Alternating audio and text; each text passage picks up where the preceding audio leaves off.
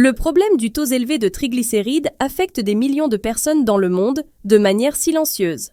Saviez-vous? Malheureusement, cela devient de plus en plus courant et cela comporte des risques majeurs pour la santé, tels que l'hypertension artérielle, les crises cardiaques et même les accidents vasculaires cérébraux. Actuellement, environ un quart de la population mondiale est estimée à avoir un taux élevé de triglycérides. Environ 2 millions de personnes sont actuellement en situation de danger. Quelle est la cause de cette statistique alarmante? La solution pourrait se trouver juste devant vous, les aliments riches en glucides raffinés et en gros sucre. Ils sont responsables du désastre sanitaire mondial. 6 aliments, ainsi que le manque d'activité physique, sont les principaux coupables. Quelle est la signification réelle des triglycérides? Qu'est-ce qui les rend si redoutables? Comment pouvons-nous éviter l'augmentation de leur niveau et, plus importante encore, comment réduire leur niveau lorsqu'ils sont élevés? Les triglycérides sont réductibles de façon saine. Nous aborderons toutes ces questions aujourd'hui. Explore les méthodes naturelles les plus efficaces pour diminuer vos triglycérides et améliorer votre bien-être. Quelles pourraient être les conséquences d'une élévation de vos triglycérides? Un niveau élevé de triglycérides dans le sang peut causer divers problèmes de santé graves. Il est possible que vous ne sachiez même pas que vous en souffrez jusqu'à ce qu'ils deviennent vraiment mauvais. Les triglycérides sont une forme de lipide trouvée dans le sang. Les maladies cardiaques sont bien plus susceptibles de se produire si vos niveaux de TG sont élevés. L'athérosclérose est l'un des problèmes. Les dépôts de graisse s'accumulent dans les artères et les rendent plus durs. Cela accroît le risque de crise cardiaque et de dommages cérébraux. Des quantités excessives de triglycérides peuvent aussi indiquer d'autres problèmes de santé, tels que le diabète de type 2 et le syndrome métabolique. Si vous avez le syndrome métabolique, vous avez de l'hypertension artérielle, de l'hyperglycémie, un excès de graisse autour de la taille et des niveaux de cholestérol ou de triglycérides qui ne sont pas normaux. Toutes ces conditions se combinent et augmentent votre risque de développer une maladie cardiaque, un accident vasculaire cérébral ou le diabète. La pancréatite est une inflammation du pancréas qui peut être très grave, voire mortelle. C'est une autre possibilité. Les individus souffrant de pancréatite doivent fréquemment demeurer à l'hôpital. Ils peuvent ressentir des douleurs à l'estomac, des nausées intenses et des vomissements. Quelle est la signification des triglycérides? Les lipides sont une forme de matière grasse trouvée dans votre sang. Les triglycérides sont la production de votre corps à partir des calories supplémentaires qu'il n'a pas besoin immédiatement après les repas. Les triglycérides sont stockés dans les cellules adipeuses. Les hormones sont ensuite libérées pour vous donner de l'énergie entre les repas. Il est possible que vos niveaux de triglycérides soient élevés si vous consommez plus de calories que vous n'en brûlez, principalement des kilos de graisse et de glucides. En conclusion, les triglycérides sont essentiels car ils fournissent à l'organisme un surplus d'énergie.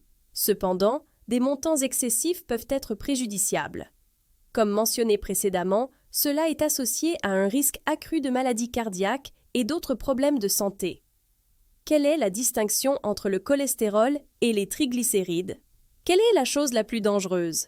Les triglycérides et le cholestérol sont tous deux produits dans le corps. Cependant, ils effectuent des activités variées et proviennent de divers endroits. Le cholestérol est une substance lipidique essentielle à la production des enzymes, de la vitamine D et des cellules. Il n'est pas utilisé comme source d'énergie, mais de nombreux processus biologiques en ont besoin pour fonctionner. Les LDL et les HDL sont deux catégories de lipoprotéines qui transportent le cholestérol dans le sang. Le cholestérol LDL peut s'accumuler dans les vaisseaux sanguins, accroissant ainsi le risque de développer une maladie cardiaque. Le bon cholestérol, ou HDL, contribue à éliminer le mauvais cholestérol des vaisseaux. Les triglycérides, cependant, représentent le type de graisse corporelle le plus répandu. Les triglycérides servent de carburant ou sont stockés sous forme de graisse.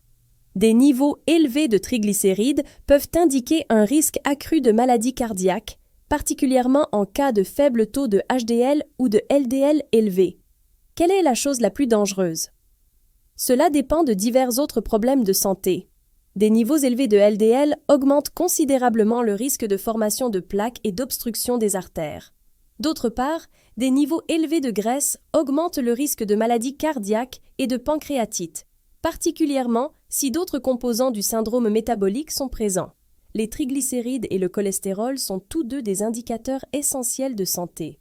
Il est crucial de maintenir les niveaux de cholestérol à un niveau sain pour prévenir les maladies cardiaques. Une alimentation saine, une activité physique régulière et, si nécessaire, des médicaments sont les meilleurs moyens de contrôler ces graisses.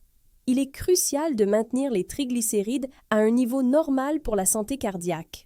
En milligrammes par décilitre sanguin, les catégories des triglycérides sont les suivantes. La normale est inférieure à 150 mg par décilitre.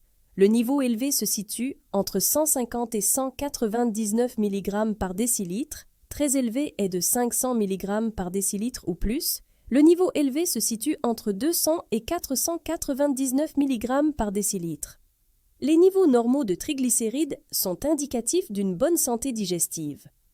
Il est important de noter que les niveaux de triglycérides peuvent varier considérablement tout au long de la journée, car ils sont directement impactés par l'alimentation. C'est la raison pour laquelle la majorité des individus recommandent le jeûne pour obtenir une mesure précise.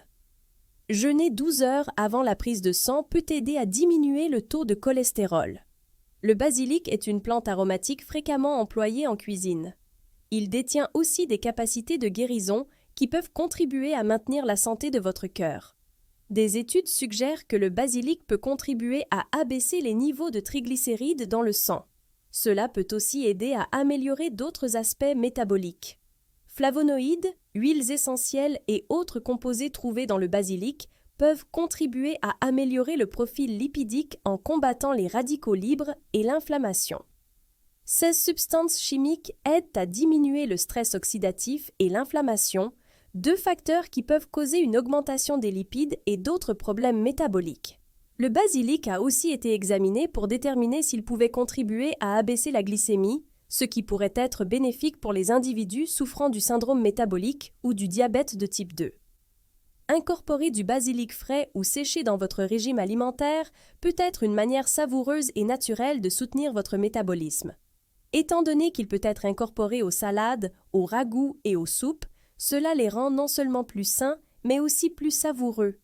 Le pissenlit est une plante médicinale utilisée depuis longtemps en médecine traditionnelle. Il favorise la santé du foie et des reins et peut faciliter la miction et la purification du système. De nouvelles recherches indiquent que le pissenlit peut aussi aider à diminuer le niveau de cholestérol dans le sang. La plante renferme de nombreux composés chimiques bioactifs, comme des acides phénoliques et des flavonoïdes terpénoïdes. Il a été prouvé qu'il lutte contre l'inflammation et les radicaux libres. Le foie joue un rôle crucial dans la décomposition des graisses. 6 substances chimiques soutiennent le fonctionnement optimal du foie, ce qui peut conduire à une diminution directe des triglycérides. Il y a diverses manières de consommer du pissenlit pour l'intégrer à votre régime alimentaire. Pour préparer du thé au pissenlit, il suffit d'ajouter de l'eau chaude et des feuilles ou des racines séchées. Laissez infuser pendant 5 à 10 minutes. Ce thé est bénéfique pour la santé de votre foie et de votre estomac. Les pissenlits sont utilisables dans les salades. Il est possible d'incorporer de jeunes feuilles dans les salades. Leur saveur est légèrement amère, ce qui peut rendre les recettes plus intéressantes. Il est également possible de prendre des pilules ou des extraits de pissenlit en complément. Ainsi, vous pourrez profiter des avantages de la plante sans avoir à la préparer. Bien que le pissenlit soit considéré comme inoffensif pour la plupart des gens, il est recommandé de consulter un médecin avant de commencer à prendre des suppléments, particulièrement si vous prenez déjà des médicaments pour le cœur ou le diabète, car ils peuvent interagir. Le curcuma est utilisé par de nombreuses personnes comme épice. Il est renommé à la fois pour sa saveur distinctive et ses puissantes vertus curatives. La curcumine est le composant principal du curcuma. Il a été prouvé qu'elle offre de nombreux bienfaits pour la santé, incluant la capacité de diminuer les niveaux de graisse dans le sang. Des études ont démontré que la curcumine aide à réduire les triglycérides et le taux de cholestérol LDL, mauvais cholestérol. Cela peut aussi aider à accroître le niveau de HDL, bon cholestérol. Les propriétés antioxydantes et anti-inflammatoires de cette plante permettent de diminuer l'inflammation dans le corps et l'oxydation du cholestérol LDL, ce qui est l'une des principales causes de la formation de plaques dans les artères.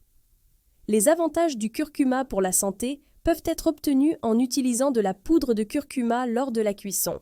Il est délicieux et bénéfique pour la santé, donc incorporez-le dans les soupes, ragoûts, sauces et marinades. Pour une quantité plus importante, des suppléments de curcumine sont également disponibles. Elles sont disponibles sous forme de comprimés et contiennent fréquemment de la pipérine, qui est un extrait de poivre noir et un bioactivateur de la curcumine. Il est crucial de comprendre que la curcumine n'est pas bien soluble dans l'eau et n'est pas bien absorbée par le système digestif. C'est la raison pour laquelle la pipérine est si essentielle pour sa fonctionnalité. Pour éviter les interactions, il est essentiel de consulter un médecin avant de commencer tout supplément, particulièrement si vous prenez déjà des médicaments sur ordonnance. La consommation d'ail peut entraîner une diminution des triglycérides et du cholestérol. L'ail est célèbre pour ses avantages pour la santé, comme sa capacité à améliorer la santé cardiaque. Des recherches ont démontré que l'ail peut aider à diminuer les taux de triglycérides et le cholestérol sanguin, ce qui peut aider à prévenir les maladies cardiaques. Les avantages pour la santé sont principalement attribuables aux molécules de soufre présentes dans l'ail, en particulier la lysine. La lysine est produite lorsque l'ail est coupé ou écrasé, donnant ainsi son odeur caractéristique. Il a été prouvé qu'elle empêche le foie de produire de la graisse. Cela pourrait augmenter le bon cholestérol HDL et réduire en même temps le mauvais cholestérol LDL et les graisses. Pour réduire votre taux de cholestérol, l'ajout d'ail frais à votre alimentation est recommandé. L'ajout d'ail frais haché ou écrasé aux aliments ne leur confère pas seulement un goût amélioré, mais améliore également les avantages pour la santé. Il est utilisable dans les soupes, les sautés, les marinades et les sauces. Il existe des suppléments d'ail sous forme de pilules, de comprimés et des alternatives pour les personnes qui n'apprécient pas le goût fort de l'ail ou qui souhaitent éviter l'odeur d'ail. 16 capsules peuvent offrir les avantages de l'ail pour la santé sans l'odeur associée à sa consommation fraîche.